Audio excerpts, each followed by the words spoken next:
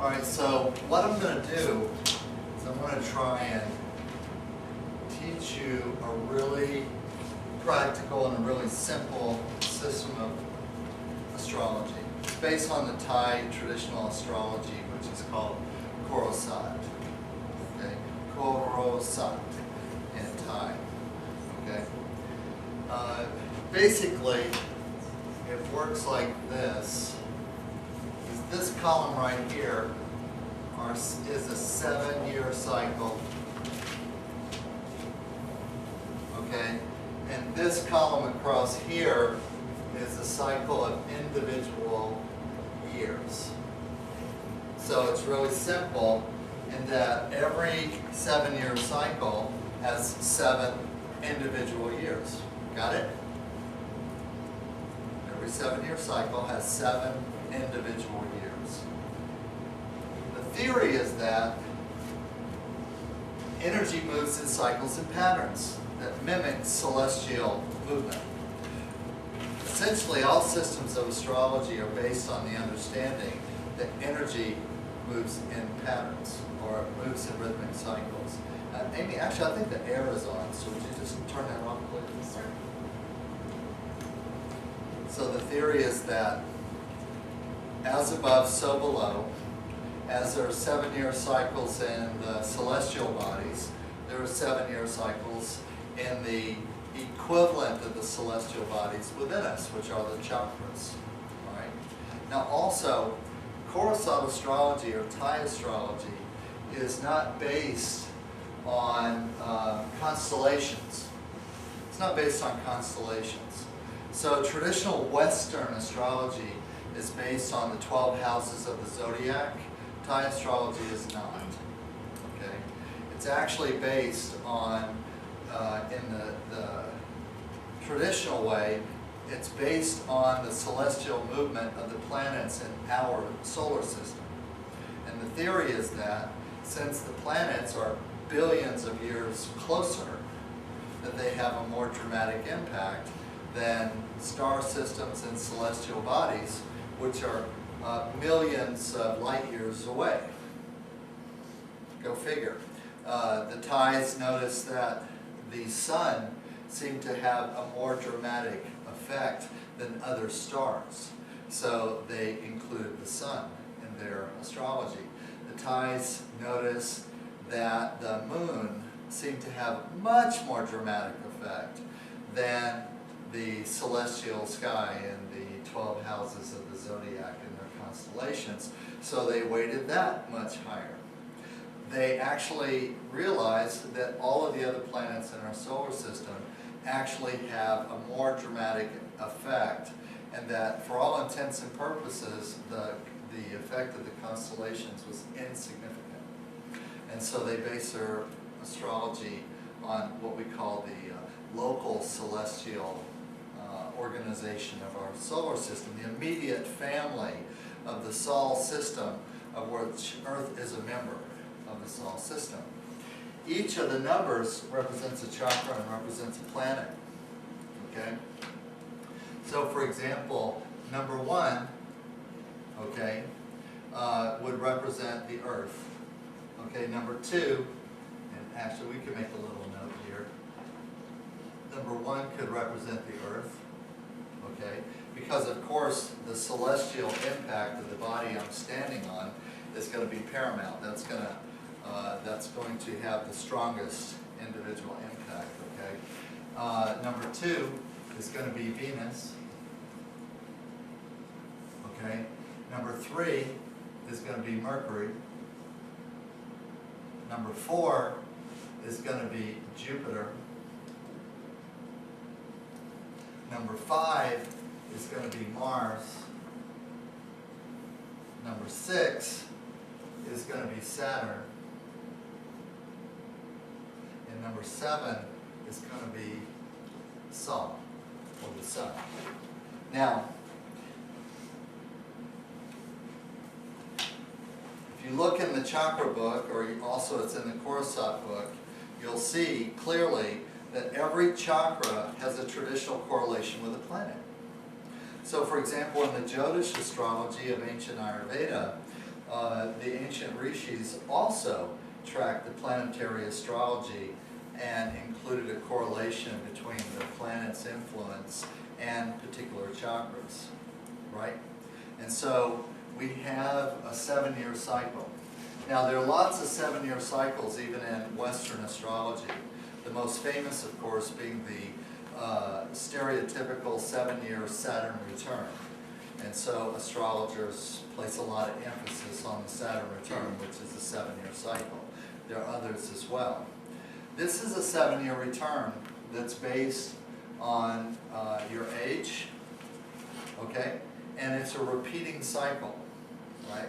So the first 7 years is entirely ruled by first chakra, okay?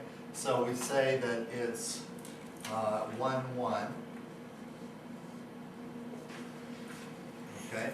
So it's the first 7-year cycle, and the first year of the 7-year cycle is ruled by 1. So it is Earth squared, okay?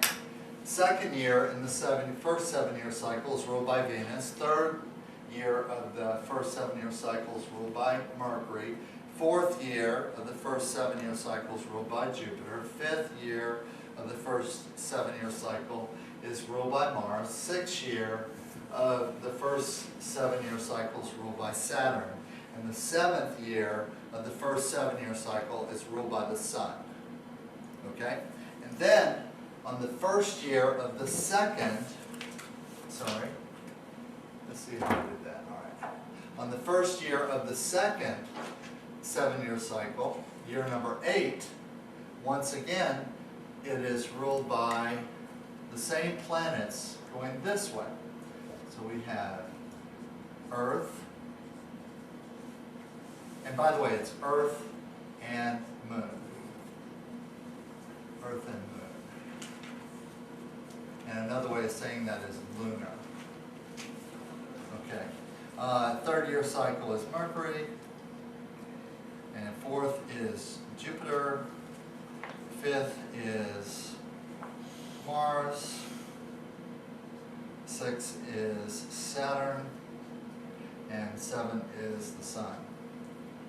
All right, so when we come to year number 8, the second 7-year cycle is ruled the whole 7 years by Venus, but the first year of the second 7-year cycle is ruled by Venus under Earth. The second year, or the 9th year, is ruled by Venus under Venus squared, actually, Venus under Venus. The third year is Venus, Mercury under Venus. The fourth year is Jupiter under Venus. The fifth year is Mars under Venus, and so on and so forth. So the primary influencing planet, which is also a chakra, okay, is on the left side of the chart. The secondary, or less powerful, influence in the 7-year cycle is on the horizontal line at the top. All right, you with me so far? Okay? Okay, so let's just run it down. Okay, so we start with year number 1. Okay? Year number 1. Actually, we don't need this. So it would be Earth under Earth. Actually, I'll tell you what it will be. Make sure this is not confusing.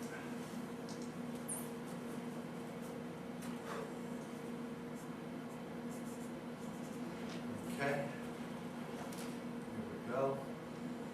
Okay, year number 1 is 1 squared. Year number 1 is 1 squared. All right, first chakra, lunar, Earth. Okay, first chakra is all about security and all about survival. Okay, security and survival. So, for example, what is a 1-year-old but nothing but a bundle of something that needs security and survival?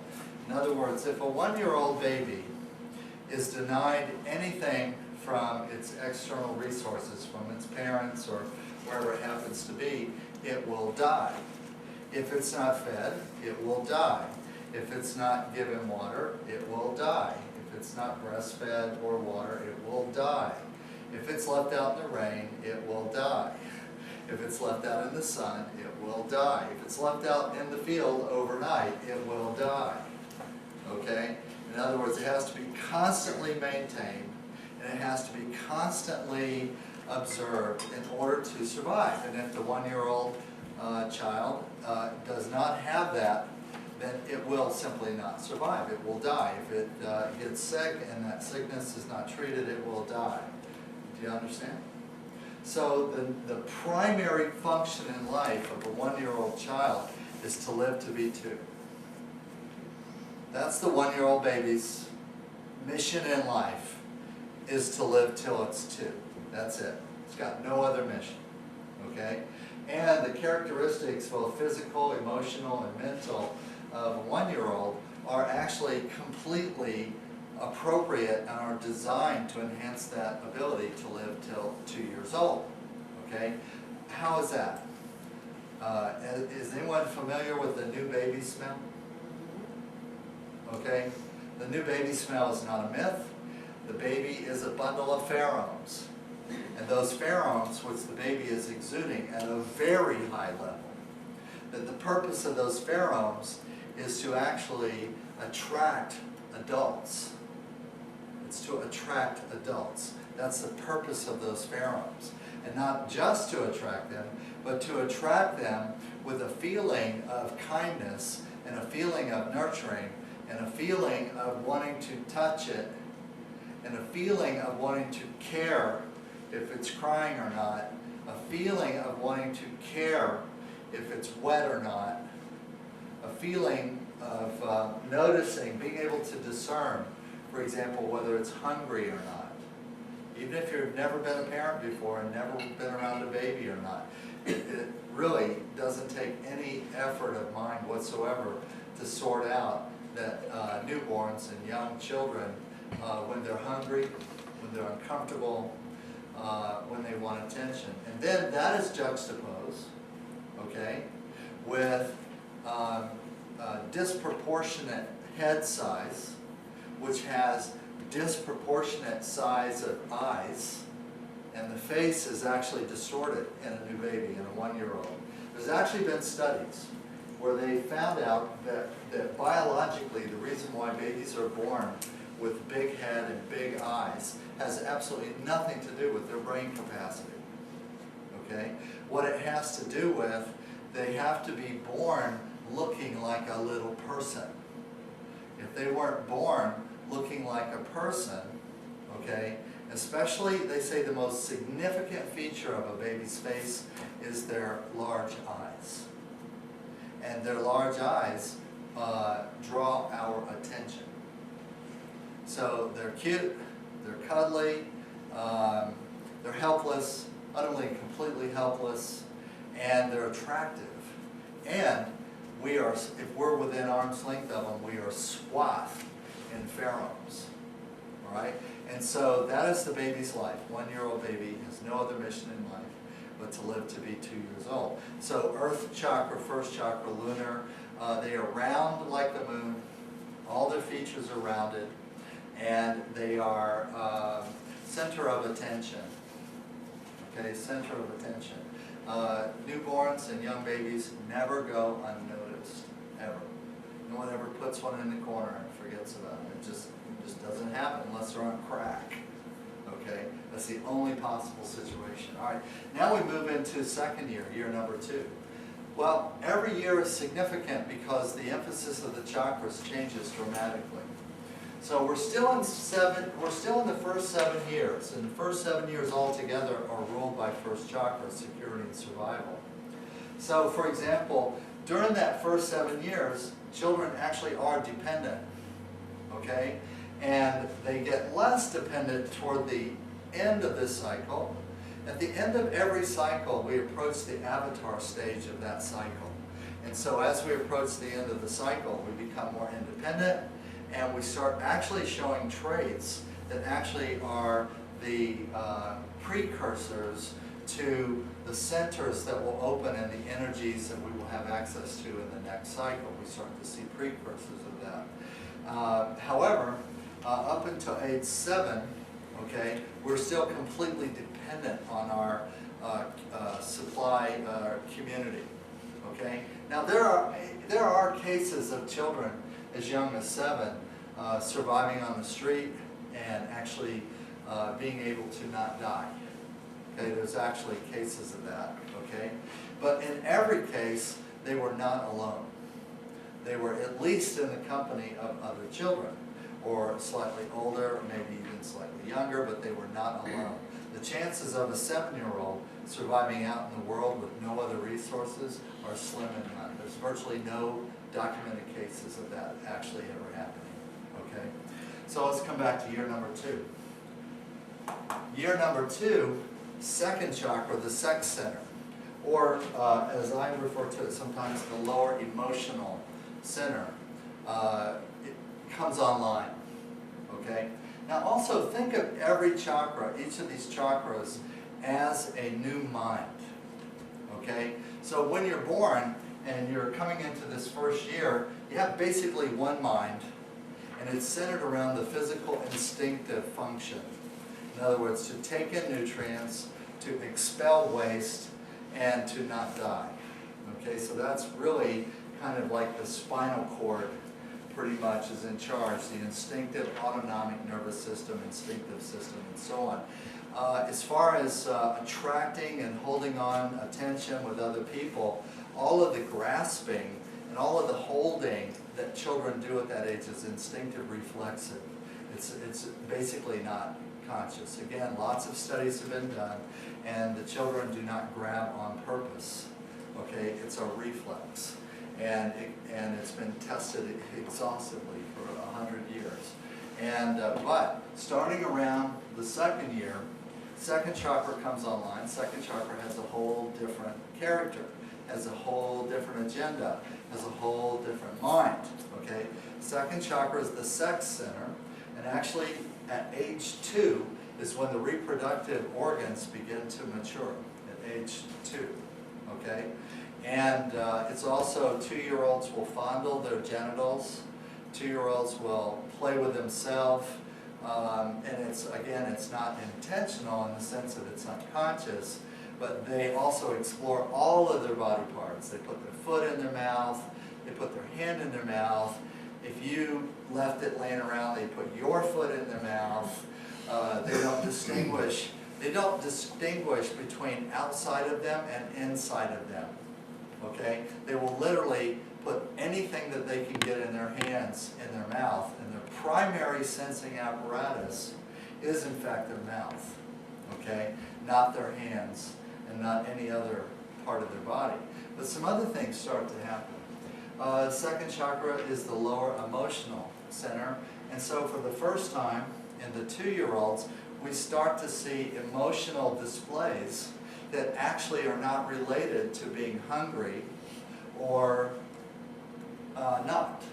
That in fact we start to see emotional displays over, for example, the absence of mother in a physical sense, whether nursing or not. We start to see reactions to having things removed from their hands, okay? Even if they apparently didn't know what they were doing with it, but you take it away and you're going to have hell to pay, okay? The lower emotional in the sex chakra, the way the sex chakra works in a 2-year-old is its function is, again, to bring up another layer of community and gregariousness. In other words, to actually stimulate the part of the brain that generates mimicry. Okay, that starts to happen. In other words, a 2-year-old actually begins to mimic elements in its environment. Okay, that mimicry starts with generally with crude sounds and with facial expressions. By the end of age 2, children actually have a repertoire of facial expressions, which they've actually learned from the people who lean over them and go, "Aren't you just a little na-na-na?" And looking one way, or stop crying or I'm going to kill you. they're already receiving that input and they're fully capable of mnemonic function, in other words, memory and responsive function. These reflexes are growing, but the purpose of the 2-year-old is to create emotional attachment to the family. Their function in life is to create emotional attachment. And that emotional attachment is very, how can I say, sensual. Sensual. It's about hanging on, clinging on, staying close, wanting hugs, wanting to be in possession, up against the body. They sleep when they're held. They sleep when they rock. They're unhappy when you leave them alone. 2-year-olds, unless they're autistic, do not want to be alone. So if you have a 2-year-old that doesn't want to socialize, in other words, don't want to be right in your lap virtually the whole time that they're awake, it may actually be an indication of autism. Okay? So it's that vital. All right? Now, we move out of the 2 and we hit Mercury, which is 3rd chakra. Okay? And Mercury is the winged messenger, is the bright intellect, is the physical mind, okay? And is the beginnings of ration. In 2-year-olds, there's no rationing. There's no rational process in 2-year-olds. However, starting as young as age 3, you actually have evidence, some more than others, but that, for example, you start to see rational and cognitive behavior. In other words, you start to see 3-year-olds can solve puzzles. 3-year-olds can actually begin to rationally interpret their environment. Now, they don't have all the facts. They don't have all the facts, okay? But they do. 3-year-olds start to speak, okay? Some more than others, of course. There's a continuum of expression. But 3-year-olds can identify their family versus not family. They can identify literally safe versus not safe, because again, that's still in the background, because that whole first 7 years is still about survival.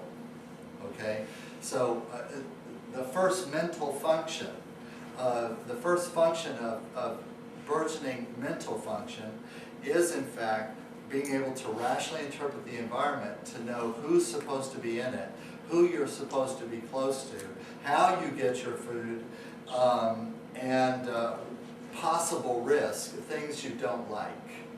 You know, things that scare you, things that burn you, things that hurt you. You know, you start to have this attraction and repulsion, okay? 3-year-olds have very strong attractions and repulsions, which of course, since they're fresh out of the 2s, they have no emotional buffers. So they express those attractions and repulsions without reservation. Okay? And so that's 3rd chakra's coming online. It is an intellectual chakra. Okay? 4th chakra comes online at age 4. Okay? 4th chakra, which we call anahata, or the moving center. It is the center of motion, the center of transition. Okay? Officially, although a lot of parents wish this wasn't true, but right around age 4, the baby stops being a baby. Okay? So up here from 1 to 4, okay, the baby is a baby. Okay? And during this 4th year, the baby stops being a baby and starts to metamorphose into a young child. Okay? Versus a baby. Right? And basically what that means, the next thing is, again, on the security and survival side, okay, is 4 is the higher emotional center. And so in the 4-year-old, you have the first manifestation of what we call love. You have what we call love. Of course, everyone's been telling their babies how much they love them since they were born. But it actually doesn't kick in for quite a while, because they're not operating with all their cylinders yet. And so they don't actually start to reciprocate until around this age, around 4. And then it's I love you too. Okay? So it changes. From here, it's just a bottomless pit. And that you're just giving love, and you may get some little bit of affection, which may in fact be entirely reflexive, although we interpret it as the baby is consciously responding to us, but actually the scientists say it's probably not that at all. It's a reflex that when things come near them, they grab them and hold on to them. You think they're grabbing you because they love you. That's kind of cute on your part more than it is on theirs, all right? But starting around 4th chakra, all that changes. Okay, it all changes. The higher emotional center comes online. And also, just like we've discussed earlier, 4th chakra is all about transition. It's about the reconciliation of higher and lower energies. In other words, energies are coming down the pipe in the chakra system. They're coming down from the higher centers. And the earth is still a driving imperative, okay? And it's all coming together. And so from an emotional smartness, emotional intelligence quotient, 4-year-olds compared to any of the predecessors are literally geniuses of emotion. 4-year-olds can manipulate emotion, okay? Remember, they're coming from the place of their intellect started to open in 3rd chakra, and by the time they get to 4th chakra, they have both genuine affection, wholehearted, genuine, not one fiber in their body not concurrent with that. Boy, don't we like that.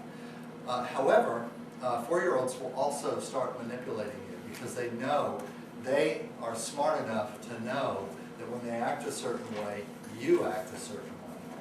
And so it starts to be a two-way communication emotionally, and a two-way communication even physically, okay? They're already well into the tantrum versus I'm a good person modes of manipulation. In other words, screaming, head hammering on the floor, fits to get their way, plus dovey cooing, lovey, kissy-facey kinds of behaviors to get their way. And they're all of that, okay? They're transitional, but after this age, they're no longer babies, okay? Because why? Mars comes online, okay? 5th chakra, throat chakra, communication, expression of being. And so at this point, the child begins to individualize and begins to declare their independence. Around age 5, they begin to individualize and they begin to declare their independence. And they also exhibit what I call fight or flight behaviors. A 5-year-old will fight you. 5-year-old will fight you. 5-year-old will flat out go at it, man. It's like, no, to the death. Come on, we're going to go over here. No. No, really, we have to go over here. No, I don't think so. Not going to happen. I'm the adult. I'm in charge. Yeah, whatever. That makes you feel better. However, I'm still not going. And then, of course, you have to coerce, because you're a conscious parent. And so it's really embarrassing because you have to resort to threats of bodily harm in order to move the child from point A to point B. And you have to resort to strategies which in the movies, if they're applied to adults, we call it kidnapping and restraint and forceful eviction and bribery. And that's because in 5th chakra, the throat center opens. And the throat chakra, communication, expression of being, opens. And now they are genuinely expressing an individual character in nature, okay? However, they also have this rule by Mars. Mars is the god of war, okay? Mars is the god of war. So 5th chakra is kind of dicey. A lot of people want to open their 5th chakra. That's not necessarily going to be a positive thing, okay? Because typically, if 5th chakra has been blocked and you start to open it, and you start to reveal and communicate who you are, well, first of all, the average person has not been working on themselves in a concentrated and disciplined way before this happens. And so what happens is they start communicating and expressing all of the negativity within them. Okay? And of course, that's not going to be positively received. Okay? So that's one of the downsides of opening fifth chakra. Now the next year, we're moving into Saturn. Okay, Saturn's a really cool year because Saturn rules the sixth chakra, Ajna chakra, or the third eye. Okay? And Saturn is the archetypical paternal figure. The archetypical paternalist, okay, is the Saturn energy. Saturn is like the father figure of all the planets, right? Saturn is about having oversight. Saturn is about being able to see ahead. Saturn is power, okay? Saturn is either a general or a president, okay? Saturn can be a Brahmin priest, a high caste Brahmin priest, almost never lower in status, okay? Saturn wants to be elevated, Saturn wants to be higher, top, and so on.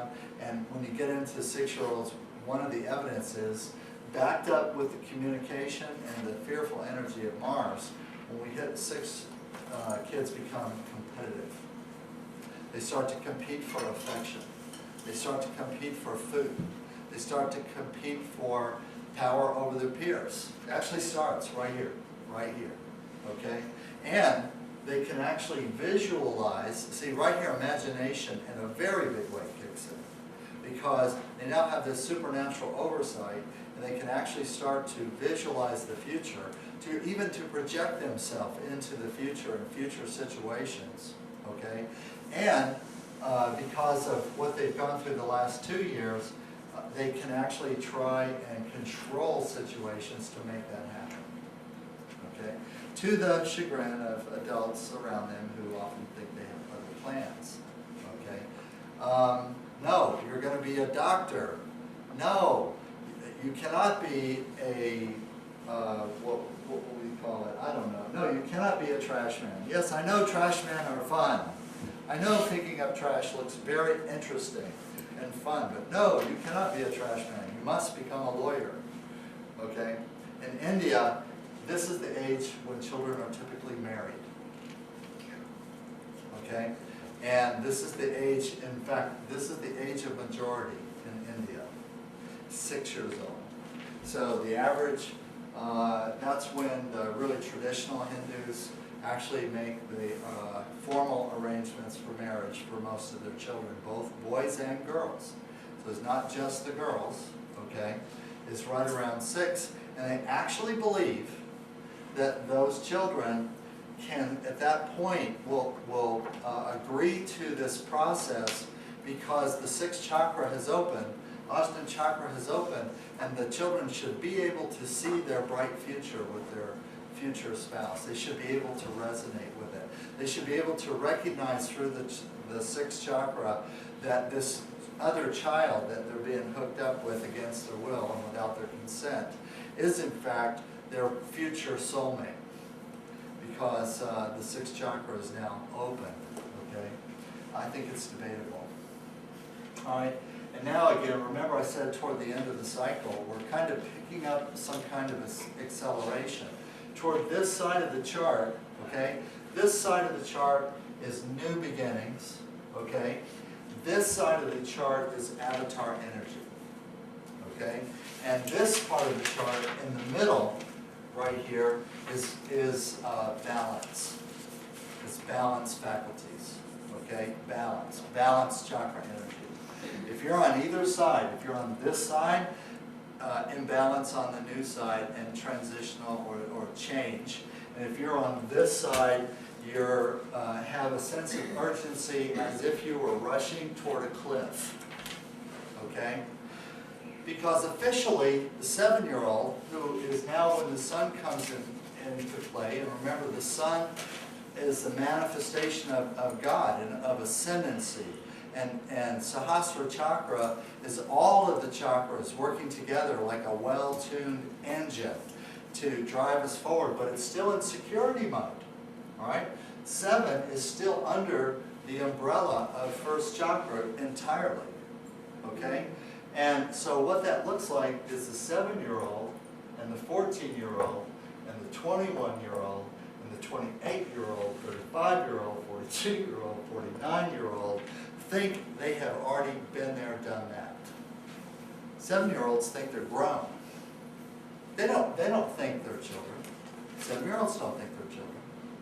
7-year-olds think they're like ready to leave home. Okay? 7-year-olds will run away. Literally, they'll throw their stuff in a sock, tie it on the end of a stick, climb out the window, and off they go. Okay? Because they have, as of this point, see, all of those chakra minds are now online. So from their point of view, they are actually fully functional. Okay? Albeit in the lower parts of centers. Lower physical, lower emotional, lower mental, not in higher functions. And also they have no experience and they have no body politic of memory to act as buffers on the behavior. Okay? 6 and 7-year-olds are capable of incredible things. Okay, incredible things.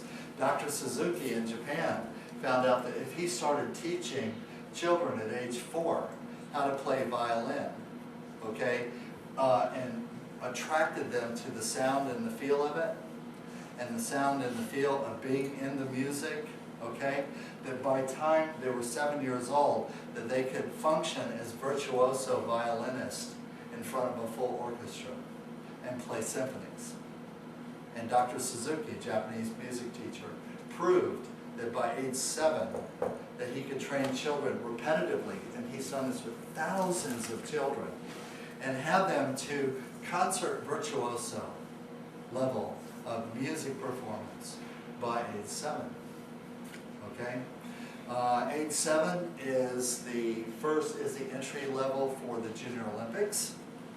And so it's actually possible for 7-year-olds to compete in international competitions of one kind and another. Okay?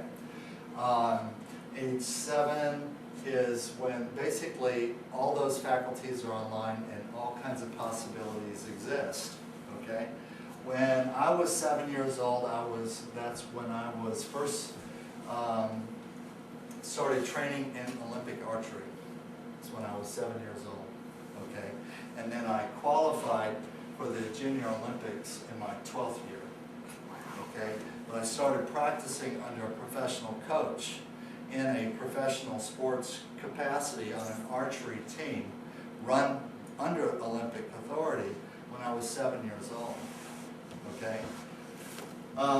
And so I know that, and actually I wasn't by myself. There was a whole crowd of other kids who were there, right? So it was a common level of performance. All right, so you guys with me so far? Okay? All right, so what do you think? Do you have any questions about it?